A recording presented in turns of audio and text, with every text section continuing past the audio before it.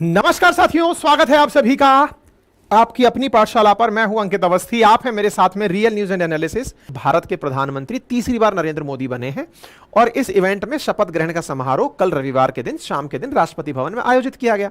इस इवेंट पर दुनिया की क्या प्रतिक्रिया रही, ये आज का सेशन आपको जानने का है। क्यों? क्योंकि हमारे देश में जितनी भी घटनाएं राजनीति से रिलेटेड होती हैं, इसमें वर्ल्ड मीडिया को बहुत इंटरेस्ट है। क्यों इंटरेस्ट है? क्योंकि उनके यहां चुन्नू मुन्नू सी पॉपुलेशन होती है, डेमोक्रेसी का बस वो ढोल पीटना जानते हैं। भारत की जितनी डाइवर्सिटी, इतनी विविधताएं, इतनी तरह के वेरिएशंस, उसके बावजूद लोकतंत्र सरवाइव कर रहा है विदाउट एनी फेलियर। ये जानकारी उन लोगों के अंदर बहुत ज्यादा जिज्ञासा पैदा करती है। जिज्ञासा भी है तो एक तरह से जेलसी भी है कि यार लोकतंत्र का मतलब ढोल हम पीटते हैं, भारत कैसे इस चीज को लीड कर ले रहा है। दुनिया में सबसे ज्यादा पॉपुलेशन, 18% आबादी रखने वाला देश पूरी दुनिया की, समझिए दुनिया का हर 5वां व्यक्ति जहां भारतीय है, उस देश के अंदर भाषा, जाति, धर्म, रंग, नस्ल, शिक्षा, अर्थ, इन सब के आधार पर इतने सारी विविधताएं हैं। उसके बावजूद हम एक देश के अंदर लंबे समय से, जब से हम बने हैं, लोकतंत्र को बहाल करके चल रहे हैं। ये लोकतंत्र को बहाल करके चलना इतना ज्यादा ढिंडोरा क्यों पीटा जा रहा है? इसलिए पीटा जा रहा है कि दुनिया के तमाम जो देश हैं, जो आज सो कॉल्ड अपने आप को बड़ा समझते हैं, वो मैक्सिमम एक जैसी राष्ट्रीयता लेकर चल रहे हैं, एक ही भाषा लेकर चल रहे हैं, एक जैसा कलर लेकर चल रहे हैं, एक जैसी नस्ल लेकर चल रहे हैं। और अगर उनमें नस्लीय भिन्नता है तो फिर वहां पर संघर्ष है। आप जर्मन्स को उठा लीजिए, जापानीज को उठा लीजिए, चाइना वालों को उठा लीजिए, आप फ्रांसीसियों को उठा लीजिए, एक जैसी नस्ल लेकर चल रहे हैं, एक जैसा धर्म लेकर चल रहे हैं, सब जगह एक ही चीज है। तो इनके यहां पर कंफर्म है कि कोई बहुत बड़ा क्राइसिस नहीं है। यहां पर हर व्यक्ति की एस्पिरेशन को ध्यान में रखते हुए सरकारें बन रही हैं, इसलिए यह बहुत ज्यादा मायने रखता है। ठीक है, अच्छा, तो अब वर्ल्ड मीडिया की प्रतिक्रिया क्या है इस विषय पर वो जानते हैं। जैसा कि आप सभी जानते हैं कि 543 जो हमारी लोकसभा की सीटें हैं, उनमें से 293 सीटें पाकर के एनडीए गठबंधन सरकार बना लिया है। कैबिनेट प्लस प्राइम मिनिस्टर दोनों मिलकर 72 पदों पर शपथ ऑलरेडी ली जा चुकी है। अब इस शपथ के बाद दुनिया का क्या नजरिया है देखने का, आज उस नजरिए को आप जान लीजिए। सबसे पहला और बड़ा सवाल, क्या नरेंद्र मोदी अपने इस गठबंधन को संभाल पाएंगे? ऐसा सवाल क्यों आ रहा है? क्योंकि नरेंद्र मोदी की सरकार 2014 और 2019 में जब बनी तो नेशनल डेमोक्रेटिक अलायंस एनडीए का गठबंधन तो था, लेकिन उसमें से मोदी जी की जो अपनी पार्टी बीजेपी है, यह मेजॉरिटी में हुआ करती थी। मेजॉरिटी बोले तो 272 से ज्यादा सीटें अपनी हुआ करती थी। उससे क्या फर्क पड़ता था? उससे उनको कभी इस बात में टेंशन नहीं हुई कि हमारे सहयोगी साथ रहेंगे या छोड़ जाएंगे। सहयोगी साथ रहेंगे या छोड़ जाएंगे, यह डर पहली बार उन्हें अब सताएगा, ऐसा नेशनल मीडिया और वर्ल्ड मीडिया का मानना है। हालांकि मोदी जी को लेकर प्रेडिक्शंस करते करते दुनिया भर के लोग अब तीसरी बार की सरकार देखेंगे, और तीसरी बार की सरकार देखनी होगी कि वो कितनी भिन्न होगी। इस पर हर किसी की नजरें गड़ी हैं। ऐसा क्यों?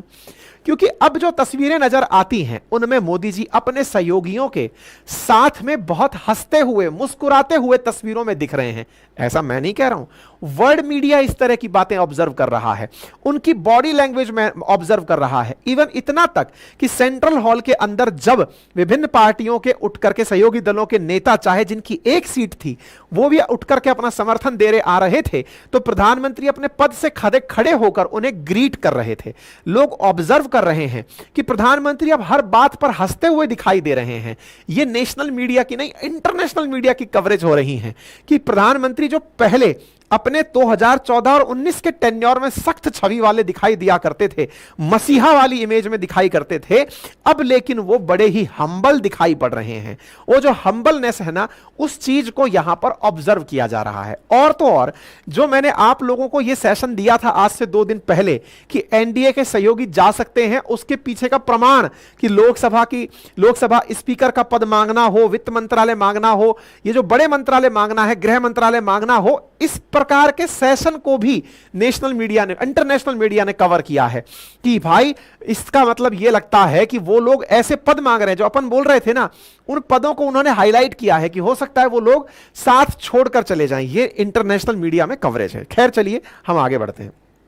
तो प्रधानमंत्री ने शपथ ले ली, राष्ट्रपति ने इनको शपथ दिला दी। शपथ के बाद में हेडलाइंस होने लगी वर्ल्ड न्यूज के अंदर कि मोदी ने तीसरी बार अपना हिस्टोरिक टर्म रिपीट कर दिया है और 10 साल बाद, और मतलब 60-62 साल बाद ऐसा कोई हुआ है कि जो तीसरी बार टर्म कर रहा है। तो चलिए शुरुआत करते हैं एबीसी न्यूज से। ये एबीसी न्यूज कहां की है? जैसे बीबीसी न्यूज अपने ब्रिटेन की है, ऐसे एबीसी न्यूज जो है वो कनाडा की है। इसने लिखा, India's Modi elected as leader of coalition and set to form new government. कि साहब ये गठबंधन के नेता चुने गए और सरकार बनाने के लिए आगे बढ़ रहे हैं। फिर लिखता है, Narendra Modi third term as India's prime minister may prove the most challenging.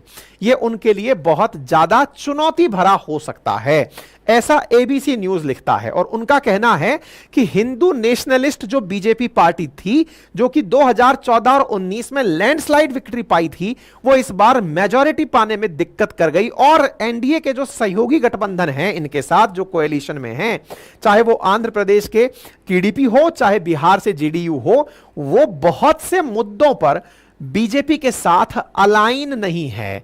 यानी कि ऐसे मुद्दे जिनको लेकर के बीजेपी लगातार हमलावर रही हो। इनका इशारा जिस तरफ है वो भी मैं आपको लिखकर दिखाऊंगा आगे, लेकिन इनका इशारा है सीएए एनआरसी के ऊपर नीतीश कुमार के पुराने बयान और मुस्लिम रिजर्वेशन पर चंद्रबाबू नायडू के बयान। उन बयानों को खोज खोज कर ये लोग लेकर आ रहे हैं कि बीजेपी का जो नेशनल एजेंडा है उसके साथ ये लोग अलाइन नहीं है।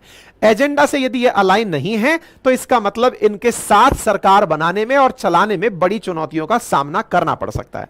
रॉयटर्स लिखता है कि India's president invite Modi to head new coalition government. फिर लिखता है अगले दिन, Modi allies want fund cabinet job. ठीक है, India's Modi sworn in prime minister of third term faces coalition challenges. इनको भी कोएलिशन चैलेंजेस, कोई चैलेंज नहीं आया है अभी तक, लेकिन जैसा अपन लोग चर्चा कर रहे हैं कि ये साथ रहेंगे कि नहीं रहेंगे, ये इनकी हेडिंग है कि भाई साहब चैलेंजेस आ सकते हैं।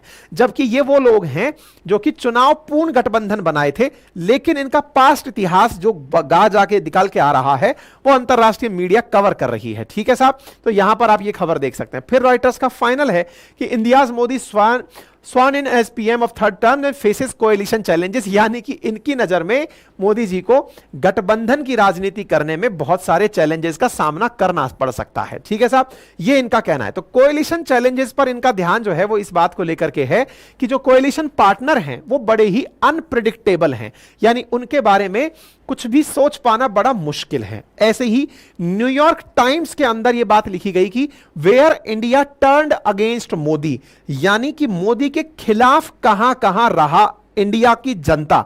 तो इसमें इन्होंने बकायदा ये कलर कोड के साथ दिखाया है कि कहां कहां किस प्रकार से इंडिया में इनके खिलाफ, यानी मोदी सपोर्ट प्लम्मेट इन पॉपुलस नॉर्दर्न स्टेट, और जो सदर्न स्टेट है वहां पर बोले ये लोग इतना ज्यादा बहुतायत नहीं पाए। न्यूयॉर्क टाइम्स लिखता है, मोदी स्ट्राइकिंग ए मॉडेस्ट टोन, यानी कि इनका टोन बदल गया है जब से ये थर्ड टोन का मतलब, जैसे मोदी बहुत एरोगेंस में दिखाई पड़ते थे, बोले अब ये बड़े हम्बल दिखाई पड़ रहे हैं। वह sworn in as Sunday third term Indian prime minister forced into coalition, he faces the challenge of different. तो ये सबको चैलेंज नजर आ रहे हैं और इनकी टोन डाउन हो गई है, यानी इनका गुस्सा कम हो गया है, ऐसा ये लोग लिख रहे हैं। न्यूयॉर्क टाइम्स लिखता है कि नतीजों का असर यह हुआ कि टेलीविजन की बहस जो होती थी उसमें एंकर अब विपक्ष को बोलने का भी समय दे रहा है। साथ ही साथ मसीहा बोलने वाले मोदी, उनके सुर अब नरम पड़ गए हैं। विदेशी मीडिया देखिए, मतलब उन्हें मोदी जी के जेस्चर और उनके शासन के साथ कितना इंटरेस्ट है, मतलब उनका भारत में कितना इंटरेस्ट है, आप उसे देखें, आप उस इंटरेस्ट को देख सकते हैं। इसने इतना तक कोट किया न्यूयॉर्क टाइम्स में कि प्रधानमंत्री तो अपने आप को राजा समझने लगे थे। जिस समय नए संसद भवन का उद्घाटन हुआ उस समय मंत्रोच्चारों के साथ सेंगोल को लेकर ऐसे एंट्री हुए थे जैसे राजा एंट्री कर रहा हो, लेकिन अब इनके सुर नरम पड़ गए हैं। खैर, नजरिया देखने वाले का होता है और नजरिए के अनुसार इन्हें नरम पड़े हुए सुर के रूप में देखा जा रहा है। कहा जा रहा है कि प्रधानमंत्री मोदी संसद भवन में सबसे पहली बार पहुंचे तो उन्होंने संविधान को नमन किया, मतलब यहां पर ये इनका कंपैरिजन कंपैरिजन करके दिखाया गया है कि मोदी जो है पहले जब चला करते थे तो सेंगोल वेंगोल के साथ माहौल बनाया करते थे, लेकिन अब ये जाकर संविधान को पुरानी संसद भवन में जाकर ढोक दिए हैं। ठीक है साहब। न्यूयॉर्क टाइम्स ने लिखा है, ये तो न्यूयॉर्क टाइम्स की खबर चल रही है कि इनके जो दो मजबूत साथी हैं टीडीपी और जेडीयू, इन सहयोगी दलों पर इनको बहुत ज्यादा निर्भर रहना पड़ेगा, क्योंकि दोनों ही पार्टी यूसीसी, सीएए, एनआरसी और मुस्लिम रिजर्वेशन पर बीजेपी के साथ नहीं है। ये पुरानी न्यूज है जिनको आप देख सकते हैं। जेडीयू ने हमेशा सीएए के खिलाफ ही बयान दिया था, रबिश टॉक कह करके सिटीजनशिप के बारे में नीतीश कुमार अपना बयान दिया करते थे, लेकिन ये जब अपोजिशन में हुआ करते थे। ठीक है। चुनाव के गठबंधन होने के बाद इन्होंने कोई ऐसी बात नहीं बोली। ऐसे ही मतलब यूसीसी को लेकर के बात है तो ये सारी बातें इसके अंदर निकल कर आती हैं। अच्छा, बीबीसी लिखता है नरेंद्र मोदी तीसरी बार प्रधानमंत्री पद की शपथ ले रहे हैं। ग्रांड सेरेमनी के अंदर इन्होंने ऐसा किया है, इसने बकायदा खोज के निकाला ताकि लोगों को यह लगे कि गठबंधन सरकार नहीं चलेगी, क्योंकि इतिहास गवाह है कि भारत में 1989 से 2004 तक आम चुनावों में किसी पार्टी को बहुमत नहीं मिला और 89 से 99 में तो 8 बार सरकार बनी और गिर गई। ये वो स्थिति बता रहे हैं जब हमारे देश में सहयोगी संगठन चला करते थे और सरकारें बनना और बिगड़ना बड़ा कॉमन हो गया था। जैसा अगर आपको ध्यान हो तो इंडिया अलायंस की जब सरकार बनने की संभावनाएं व्यक्त कर रहे थे तो लोगों ने यही कहा कि इनकी तरफ से पीएम कौन बनेगा नहीं पता है। हर नेता अपने आप में बड़ा है और हर बड़ा नेता चाहेगा कि वो दावेदारी करे तो देश में स्थिर सरकार नहीं आएगी। हालांकि इन्होंने इस बात को इस तरह से दिखाया है कि अब चूंकि प्रधानमंत्री नरेंद्र मोदी खुद कोएलिशन में हैं, तो बीजेपी का जो एकदम बहुमत होकर के सिंगल पार्टी मेजॉरिटी चलती थी तब सरकार स्थिर रहती थी, क्या वो स्थिरता रह पाएगी? क्योंकि पुराने टाइम में 89 से लेकर 99 के बीच में भारत में 8 बार सरकारें गिरी हैं। तो यहां पर यह चीज इन्होंने अपनी तरफ से कोट की है। ठीक है। इन्होंने बकायदा अटल बिहारी जी के नेतृत्व वाली सरकार को भी याद दिलाया और कहा कि भारत में उस दौरान काफी विदेशी निवेश बढ़ा था, लेकिन उसके बावजूद भी सरकारें चलाने में बड़ी दिक्कतों का सामना हुआ था। ठीक है। 18 में टीडीपी ने अपनी मांगे ना पूरी होते हुए एनडीए को छोड़ दिया था। इस बार अगर उसकी मांगे पूरी नहीं हुई तो क्या होगा? और नीतीश तो अपना पूरा की पूरा, वाशिंगटन पोस्ट लिखते हैं कि प्रधानमंत्री ने यहां पर तीसरे पद की वो लिया है, लेकिन अपने फैमिलियर अलाइज के साथ नीतीश अपना पुराना हक जरूर वसूलेंगे। ऐसे ही अल जजीरा इस बात को कवर कर रहा है और साथ में पूरी दुनिया भर के अंदर यह खबर प्रॉपर तरीके से कवर की गई है। टर्की के न्यूज के चैनल के द्वारा भी इस न्यूज कवर को कवर किया गया है। जैसे ही प्रीलिम्स का एग्जामिनेशन होता है यूपीएससी के, उसके तुरंत बाद हम इसको शुरू कर देंगे। ठीक है साहब। फिलहाल के लिए इतना ही। अपना ख्याल रखें, बड़ों का सम्मान करें, छोटों को प्यार दें, अपना व्यक्तित्व इस प्रकार से विकसित करें कि महिलाएं आपके साथ सुरक्षित और